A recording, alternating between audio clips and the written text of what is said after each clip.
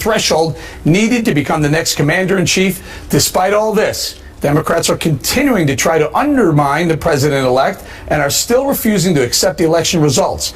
According to Politico, in an interview with his hometown newspaper, former President Bill Clinton took several shots at President-elect Trump, saying, quote, "One thing he does know is how to get angry white men to vote for him."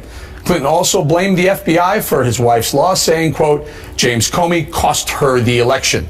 But that's not all. Hillary Clinton's campaign chairman, John Podesta, is making headlines for refusing to say that the election was free and fair. Watch this. Do you believe this was a free and fair election? Well, look, I think the Russians clearly intervened in the election, and I think that now we know that both the CIA, the Director of National Intelligence, the FBI all agree that the Russians intervened to help Trump. You didn't answer the question. Do you believe this was a free and fair election? Well, I think it was. I think it was distorted by the Russian intervention. Let's put it that way. Now, can you imagine if the tables were turned and Donald Trump's campaign said the same thing? Then you have disgraced interim DNC chair Donna Brazile, who WikiLeaks exposed as having given debate and town hall questions to the Clinton campaign. She's now taking the Democrats' Russian hacking talking points to a new low level. Watch this. This was a very intrusive process. The president's party was hacked, not the Democratic Party. The president, he is a Democrat. His party was hacked. The emails were weaponized. The release of stolen, hacked emails caused a lot of confusion. And of course, it disrupted our daily campaign lives. Donald Trump used this information in ways to also sow division. I was very disappointed, and his repeated usage of some of the stolen information, he used it as if he received daily talking points. As for President Obama, he's still making excuses, but appears to be finally admitting that the main reason President-elect Trump won is because he outworked Hillary Clinton on the campaign trail. Watch this. Oftentimes, younger voters, minority voters, Democratic voters are clustered in urban areas. So and on the coasts. And on the coasts. And so as a consequence, you've got a situation where there are not only entire states, but also big chunks of states where if we're not showing up, if we're not in there making an argument, then we're going to lose. And we can lose badly, and that's what happened in this election. Joining us now with reaction is the author of the best-selling book Treason, former Speaker of the House and Fox News contributor Newt Gingrich. Mr. Speaker, I want to get to all the election results and the Electoral College vote in a second, but first I want to talk to you a little bit about what's been going on in Europe. First, we saw earlier today, we saw the Russian ambassador in Turkey being assassinated on television, actually videotaped, and then later on we hear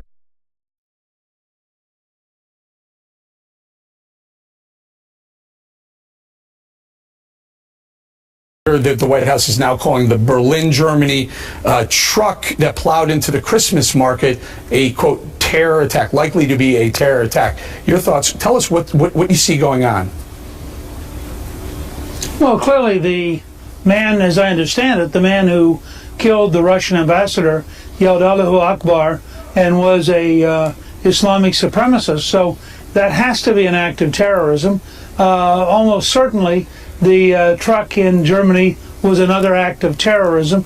It'll be interesting to see if it's from somebody who is a refugee, which will put Chancellor Merkel's government in even deeper trouble, as the German people are increasingly tired of criminal behavior from various refugees who she's allowed into the country. So this is just part of the dangers of the world we now live in. You may have noticed that tourists were attacked in Jordan, something that's very unusual. But yesterday, a group of tourists were at a castle in Jordan, and they were attacked, and I think about 12 of them were killed. It's a very unusual happening. We are up against a worldwide effort, and we have no current strategy capable of dealing with that problem. Mr. Speaker, talk to us about the relevance of that Russian ambassador being shot. We know what's going on. This at least temporary truce or peace agreement that's supposed to be going on in Syria. Will it hold? And what is the risk to the Russian side of this? You know, look, Well, I mean, one of the things that Western liberals have refused to recognize is if the Russians and the Iranians are prepared to back Assad, the dictatorship's going to survive. There's not enough force on the other side. And so what you're seeing happen is slowly they're grinding down the opposition. The opposition, by the way, is not particularly nice people. I mean, we're now learning in Aleppo, for example, that a lot of people were terrorized. They were told if they tried to leave, they'd be killed. This is by the so-called moderates. I think the Turks are very upset, and they don't quite know what to do because they have ISIS and Al-Qaeda directly south of them, and they have the Kurds to their east, and they're under tremendous internal pressure now. But our Syria policy is in shambles right now, Mr. Speaker. When you have the Russians hardening now, I assume they're going to harden after their ambassador was killed. We're on the other side of this. We were the ones who were saying, hey, we need Assad must go. Russians are saying Assad must stay. What does a President-elect Donald Trump do? What is he stepping into?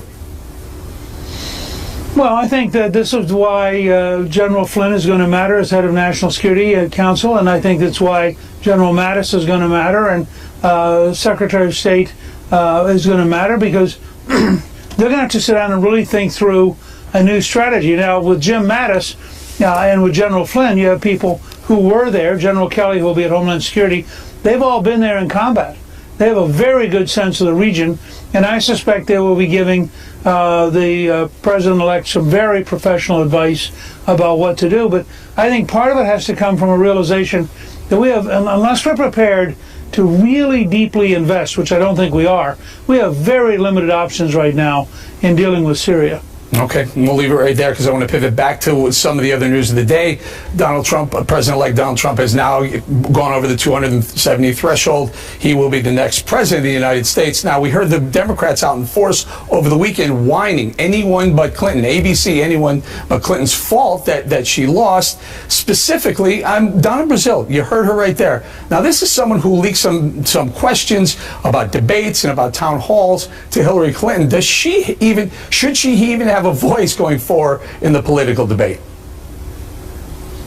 Well, I think clearly she and CNN believed this, and they fired her. I like Donna personally. I've known her for many years. We have ties going back to Tulane and to New Orleans. She's a wonderful human being, but she got caught up in something that really was to her disadvantage. I suspect she will not, be there much longer as National Committee Chair. But the one that I think is far more interesting is the campaign chairman, who, remember, was in charge of $1 billion. $1 billion. Had the incumbent president as his ally. Had the national news media as his ally, and they lost. And so he's looking for anybody he can blame in order to get out from under this. And it's almost comical to watch them look. I think the next phase will be that it was Martians.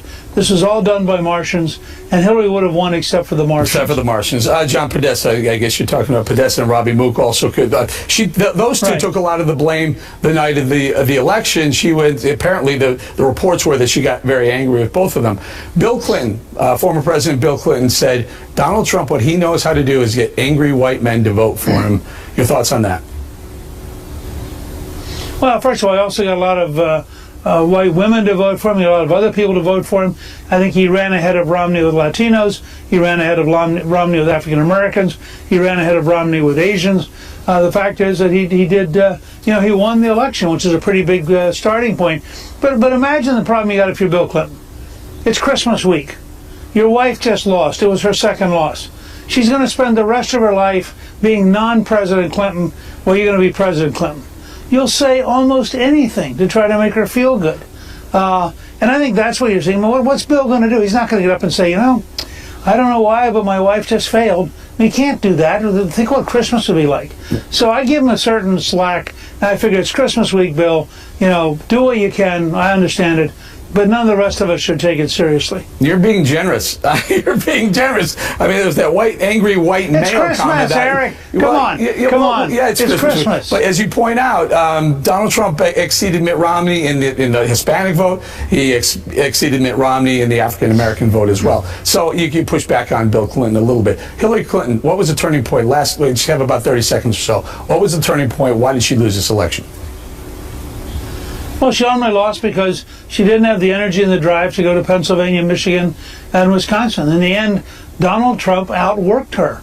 You look at, he was doing 5 and 6 big rallies a day. She's doing one small rally. Well, that exchange rate in the age of social media, he's getting 20, 30,000 people, all of them with their smartphones, all of them sending stuff out on Facebook. He was creating his own network. A typical Trump rally had about the same number of contacts as MSNBC. All right, we're going to leave it there, Mr. Speaker. Thank you. By the way, Hillary Clinton will have a lot of time to go walk through the forest now. She can spend a lot of time doing what she does in the forest. Going to leave right there, Mr. Speaker. Thank you very much. Coming up, a truck plows into people at a Christmas market in Berlin. The White House is calling it an apparent terrorist attack. Dr. Sebastian Gorka reacts next, and then later. Her current scandals and controversies will continue throughout her presidency and will make it virtually impossible for her to govern or lead our country. That was President-elect Donald Trump slamming Hillary Clinton on the campaign trail. Democrats seem to forget just how corrupt Clinton is when coming up with new excuses for why she lost. Clinton Cash author Peter Schweitzer will join us, and later. Michelle Obama said yesterday that there's no hope.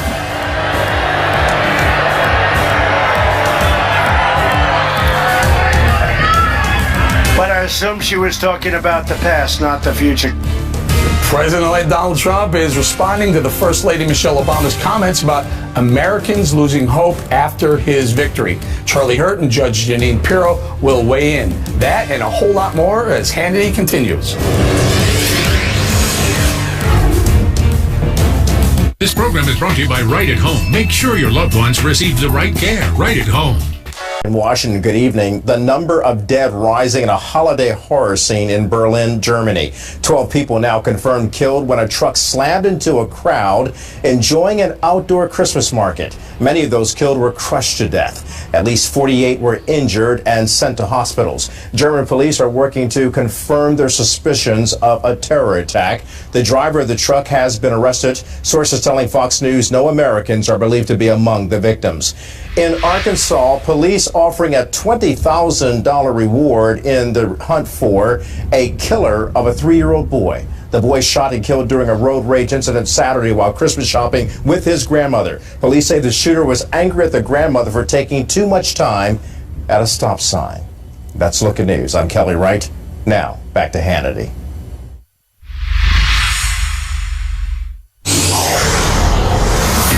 This is a Fox News alert. The White House is calling the chilling scene at a German Christmas market earlier today an apparent act of terror. And President-elect Donald Trump released a statement expressing his condolences for the victims while adding that radical Islam must be eradicated. Joining us now with reaction is the author of Defeating Jihad, Dr. Sebastian Gorka. Thank you for joining us, Doctor. So a couple of attacks today. We see what's happening. Is this because of the season? Is this specifically because it's a Christian holiday? Well, remember, Eric, that the San Bernardino attack also happened around the Christmas season. And in fact, Malik and Farouk killed 14 of their fellow colleagues at the Christmas party in the offices where they were employed. So Christmas is the ultimate infidel target, if you will. And if it does turn out, as very likely seems to be the case, that this was a jihadi attack, then we can expect more threats of this kind. So this is the reality of the world we live in. There is no front line like there was in World War I or World War II. Eric, the front line is when you leave your house in the morning or when you go to a Christmas market in downtown Berlin. Dr. Gorka, the State Department issued warnings to Americans overseas saying, hey, beware of these markets, these Christian markets, because they may be targets of terror.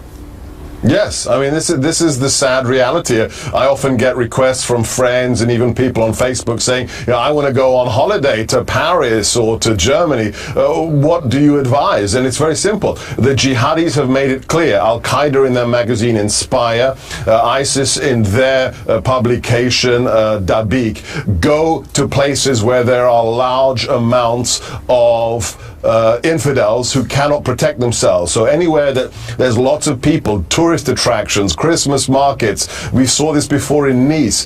This is the reality where there are a lot of people who are unarmed, who are civilians who cannot look after themselves, that will be a seductive target for jihadis that want to attack infidels. Seductive target meaning it's a soft target. There's not a lot of defense. There aren't a lot of barriers, not a lot of armed guards at some of these. Is this a whole new world for us? Well, the fact is that the dangerous reality, Eric, is that ISIS has learned from the mistakes of Al-Qaeda. Al-Qaeda was, ironically, too successful on September the 11th. They killed 3,000 people in 102 minutes. So afterwards, they were obsessed with weapons of mass destruction. They experimented with chemical weapons in Afghanistan. You remember the video of the puppy being killed. They wanted to go bigger and bigger and bigger. ISIS understands this is just about guerrilla warfare. They've said, you don't need to build a bomb. You don't even need to get a gun. Get in a truck, and literally they wrote, mow the infidel down like grass. And that's what they did in Nice, and that's what it looked like they did today in Berlin. Yeah, they're almost the same looking type of truck. I think they call them a lorry, where literally two people got into this truck and just started mowing down. But Dr. Gorka, there's no defense of this. I mean, what do you do? Do you just stay away from public squares?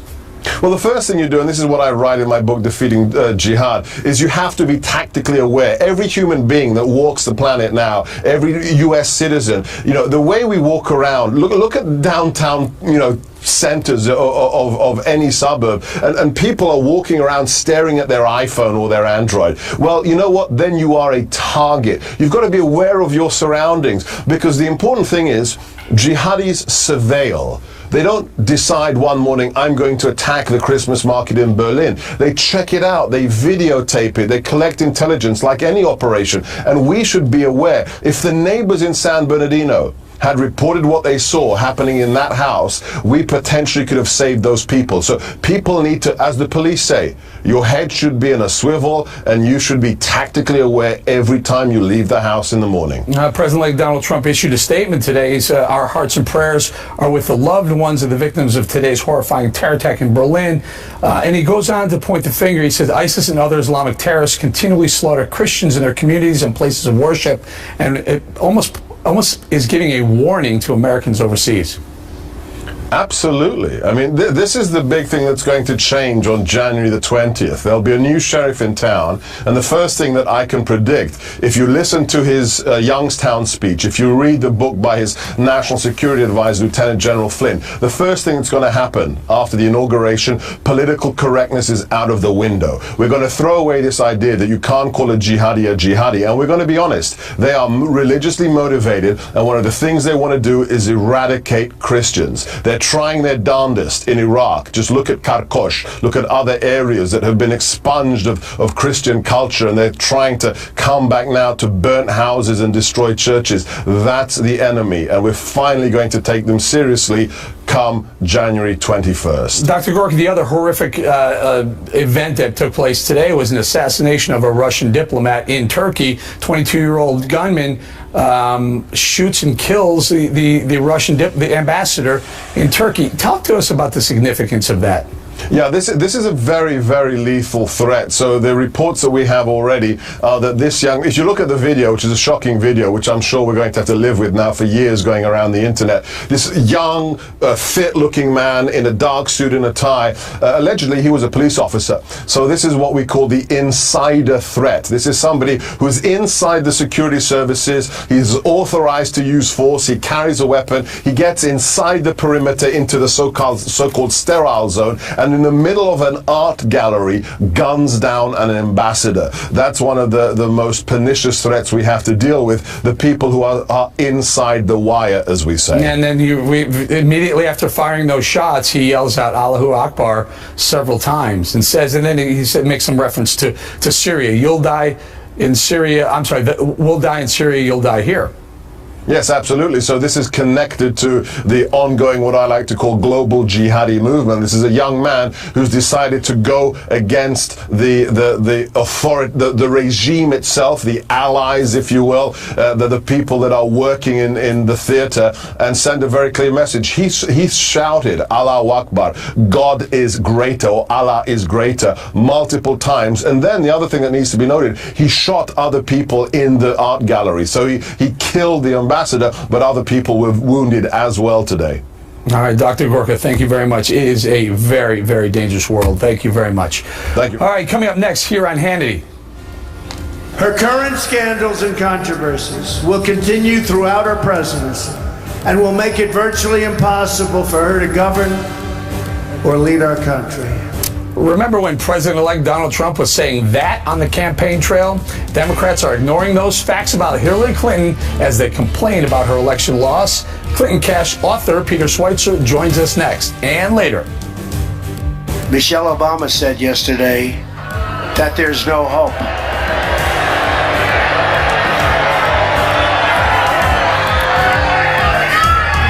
But I assume she was talking about the past, not the future. President-elect Donald Trump is reacting to First Lady Michelle Obama's comments about Americans lacking hope after his election win. Charlie Hurt and Judge Jeanine Pirro are here later with reaction. That and more as Hannity continues. Clinton lost in November, but many on the left just can't quite get over it. And while liberals continue to whine and make up excuses, one main reason for Clinton's devastating loss is her blatant corruption. You might remember, then candidate Donald Trump called her out on the campaign trail over and over again. Watch this. The FBI has reopened its criminal investigation into Hillary Clinton. She shouldn't be allowed to run. They're also conducting a second criminal investigation into Hillary's illegal pay-for-play corruption at the State Department. We could very well have a sitting president under felony indictment and ultimately a criminal trial. Her current scandals and controversies will continue throughout her presidency and will make it virtually impossible for her to govern or lead our country. Now, I don't think it's going to matter because she's not going to win, but joining me now to remind liberals just why Hillary Clinton lost the election is the author of Clinton Cash, the untold story of how and why foreign governments and businesses helped make Bill and Hillary rich, Mr. Peter Schweitzer. Peter, thanks for joining us. Let me start with this. How rich are Bill and Hillary Clinton?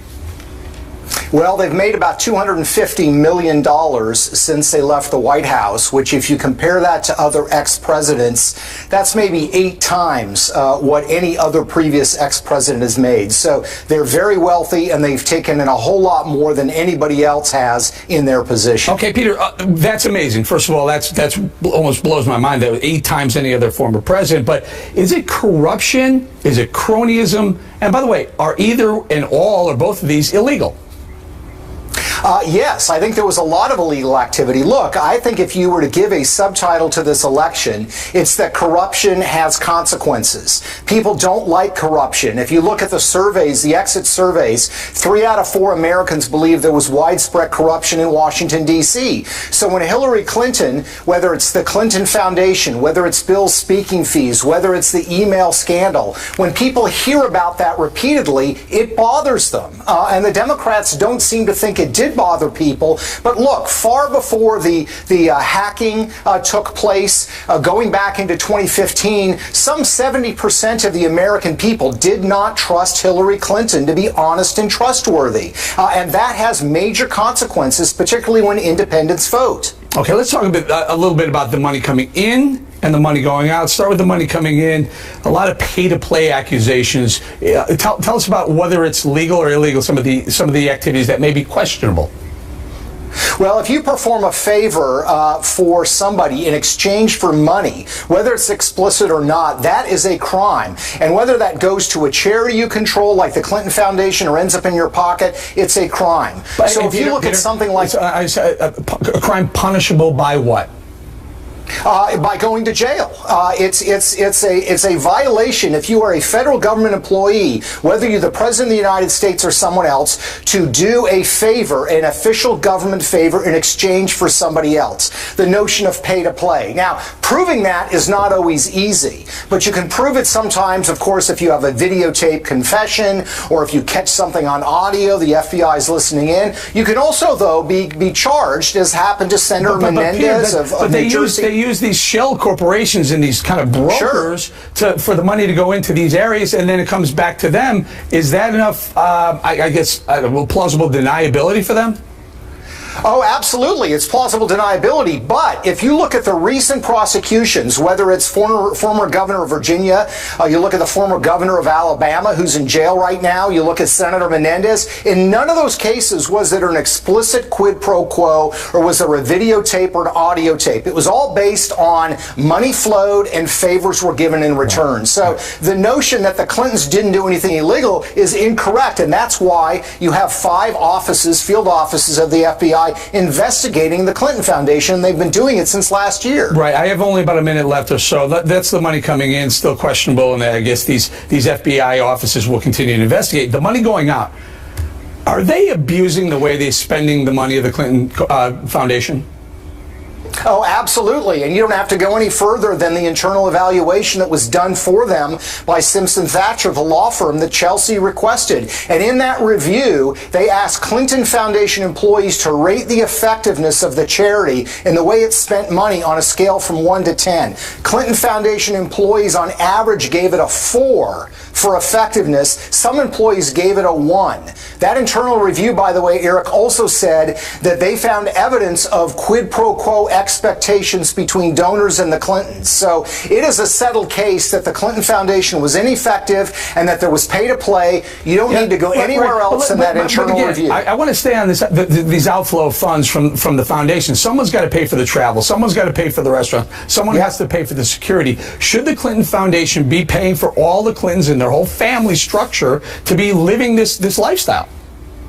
No, what they do is they sort of double bill. So Bill Clinton takes a trip to India, and it may be business related. He may be giving a speech, but because he has a conversation with somebody there about the Clinton Foundation picks up the travel tab. No, it's not appropriate, and the IRS needs to look at the tax status and how they've spent money in the activities of the Clinton Foundation as well. That's a huge problem. They spent $50 million in travel over the course of 5 years, much of it paying for the luxurious travel of Bill and Hillary Clinton. Wow, we're going to leave right there. Peter Schweitzer, thank you very much. Coming up next, right here on Hannity. Michelle Obama said yesterday that there's no hope.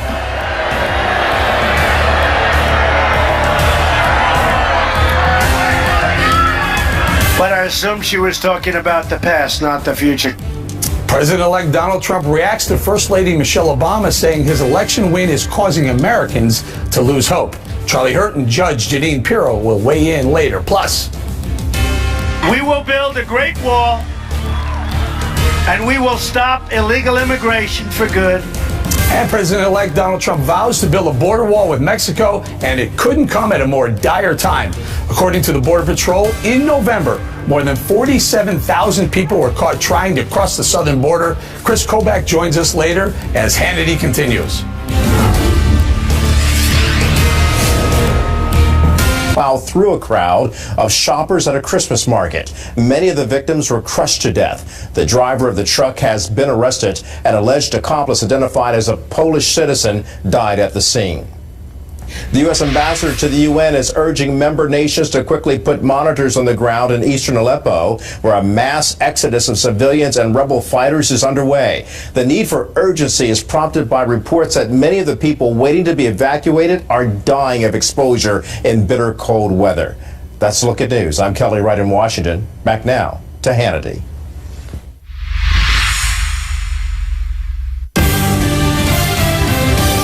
Welcome back to Hannity. First Lady Michelle Obama recently sat down for an interview with Oprah Winfrey and said Americans have lost hope. Watch this. Your husband's administration, everything, the election was all about hope. Do you think that this administration achieved that? Yes, I do, because we feel the difference now. Yeah. See, now we're feeling what not having hope feels like, you know. Oh, now. Anyway, during his final stop on his thank you tour this weekend, President-elect Donald Trump responded this way. Michelle Obama said yesterday that there's no hope.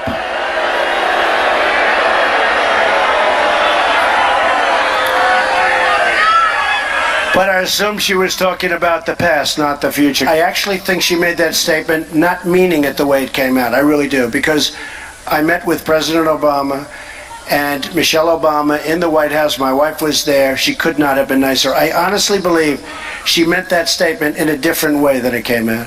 Well, joining us now with reaction is Fox News contributor Charlie Hurt and the host of Justice, Judge Janine Pirro. Judge, you're fired up on this one. this one's getting to you, right? You know, go ahead. No, I just want to know. Now there's no hope. All of a sudden, Barack is leaving office and hope is gone. Rises and falls with Michelle and Barack Obama. There no longer is any hope. You know, I thought that when they hit low, they go, the Obamas go high. Here's the bottom line. When you've got people who are saying when we leave office, you guys don't have any hope, that is an outrage. And the lack of hope is why Donald Trump won this election.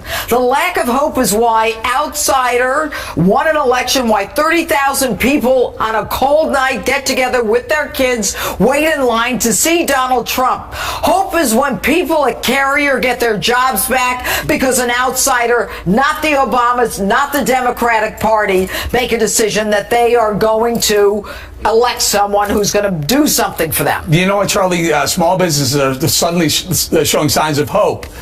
Consumer confidence is going up. There's hope. There's hope in the economy. There's hope for the average American now. Yeah, there's hope in all the places outside of the White House gates, obviously. You know, this is, I think, what happens when you spend 8 years campaigning on some sort of empty promise, a slogan about hope. It loses all meaning. And what I find really sad about this at this juncture in history is that you had the Obamas. They had a story that they told people, and it really was a very hopeful story, and people believed in them. And they had this extraordinary moment, this extraordinary opportunity, had 8 years to do it, 2 years of Democrats in control of the Congress, and they completely failed by any measure. And for them to sit back and with this rearguard action about how now everything's hopeless, it's a sad day. Judge, didn't the First Lady at one point say, "I'm finally proud to be an American"? What did she insinuate with that? When her husband was about to be nominated a candidate for president,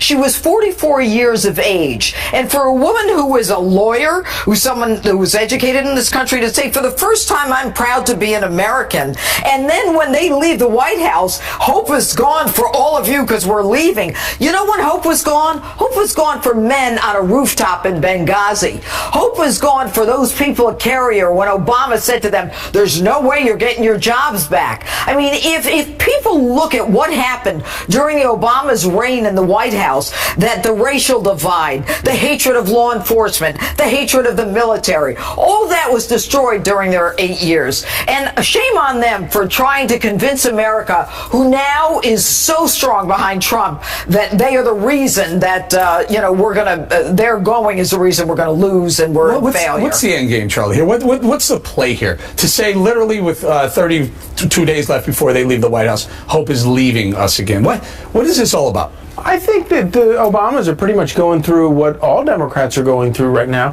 which is the 7 stages of grief or 12 stages of grief or denial or whatever, where they're having to realize that the Obama presidency was a complete failure for Democrats. This wasn't just a one-night loss, last month. This was 8 years of losses for the Democratic Party. The only Democrat to win re-election was Obama himself, and therefore he was able to say, "Look, I've been a success.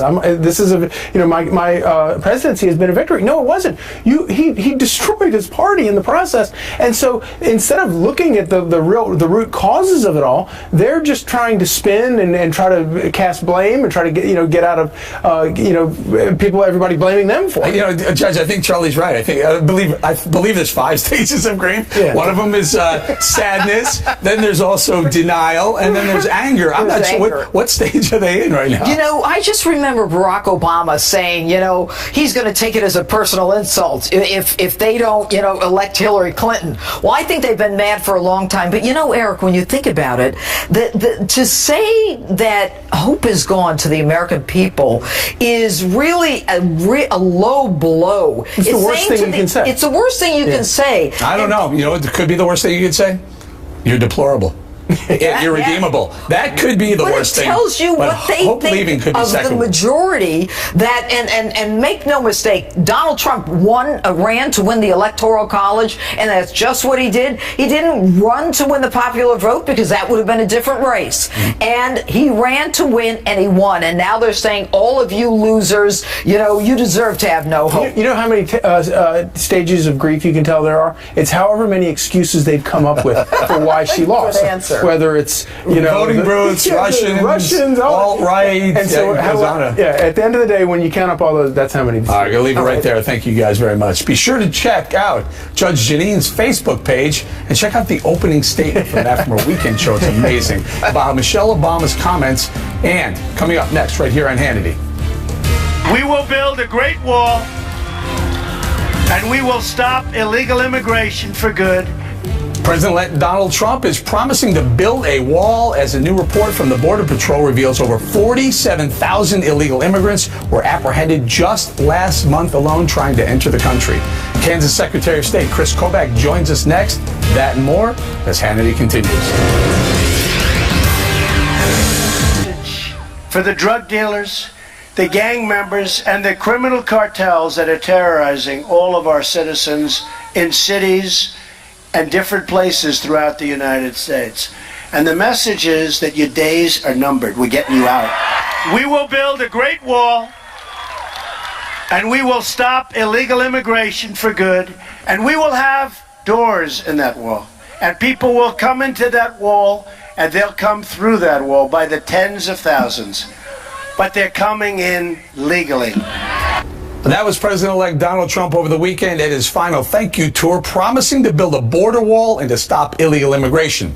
The president-elect's promises are needed now more than ever because, according to a new report from U.S. Customs and Border Protection, illegal immigration along the southwest border continues to increase. In November, a total of 47,214 individuals were apprehended on our southwest border. That was November alone, which is higher than previous months.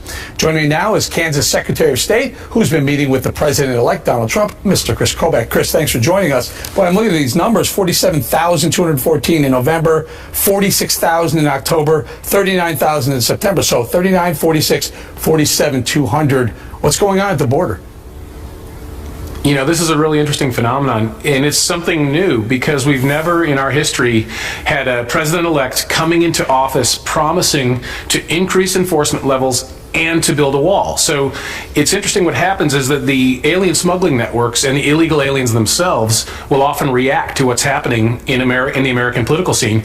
And it appears, we don't know for certain, but it appears that many are saying, look, I'm going to try to get in now before the wall is built, and I'm going to try to get in and get embedded in the community now before they start ramping up enforcement under a Trump administration. But it shows that they are taking seriously President Trump's promise to restore the rule of law, and he is going to do that. All right, Chris, some of the things that strike me with an open border as we have, and not open, but a Swiss cheese board, they call it, terrorism is a concern. Yeah. Our sovereignty is a concern. Yeah. Drug trafficking is a concern. Human trafficking is a concern. Can we stop most of these, all of these, any of these? You know, we can dramatically reduce them, and in some cases, in some parts of the border, we can bring them to a complete halt. And I say that because in the San Ysidro sector, for example, that's down by San Diego, there's a 30-mile section there that has a double wall. It is the creme de la creme of border enforcement. It's down to virtually zero crossings there. So yes, in some places we can stop it completely.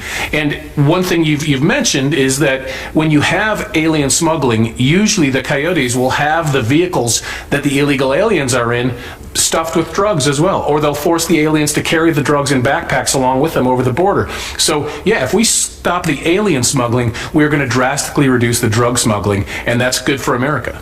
Chris, General John Kelly is Donald Trump's choice to lead the Department of Homeland Security. What are the plans? What does he want to do?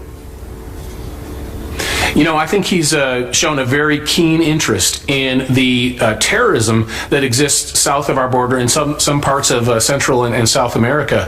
And so that awareness of a very real terrorism threat on our southern border is going to be very important. I think, you know, having spoken with him and having spoken with the president-elect, I think that you're going to see a real focus on securing Americans not only from illegal aliens who may be criminals and illegal aliens who may be taking jobs from Americans, but also those terrorists who are using our southern border. And we've been aware of this for more than 15 years, of many cases of terrorists coming across our southern border.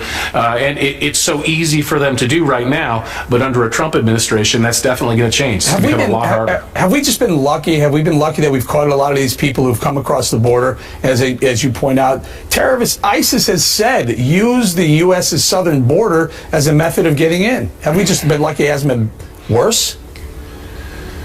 I guess so. You could say that, but it has been quite bad. There have been a number of terrorists that we've caught, and I think anyone who's familiar with the southern border knows that for every individual we catch, there's probably at least 3 or 4 that we don't catch.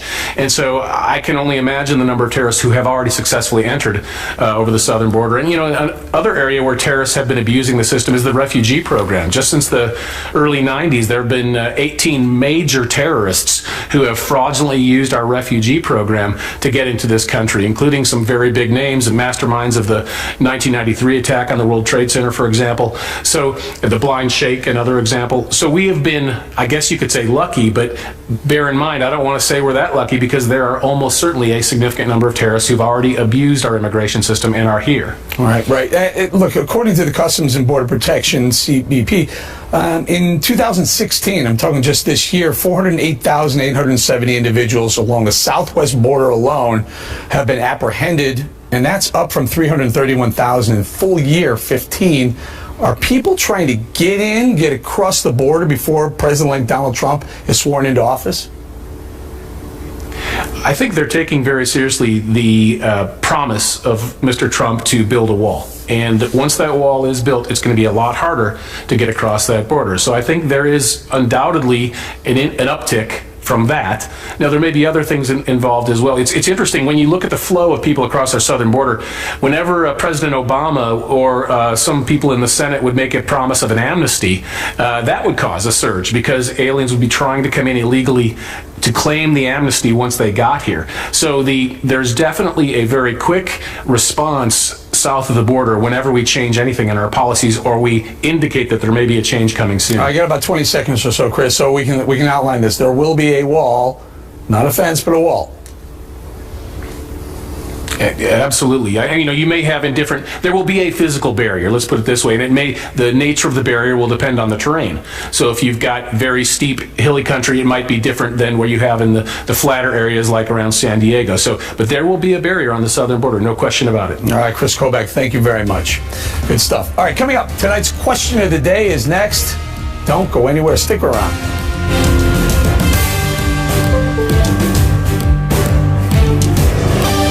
Welcome back to Hannity. Time for tonight's question of the day. Are you sick of the Democrats being sore losers? Head over to Facebook.com/Sean Hannity and let us know what you think. Unfortunately, that's all we have time for this evening. I'll be filling in for Sean all week. And also, don't forget to tune into The 5 every day at 5 p.m. Eastern. We'll see you back here tomorrow night.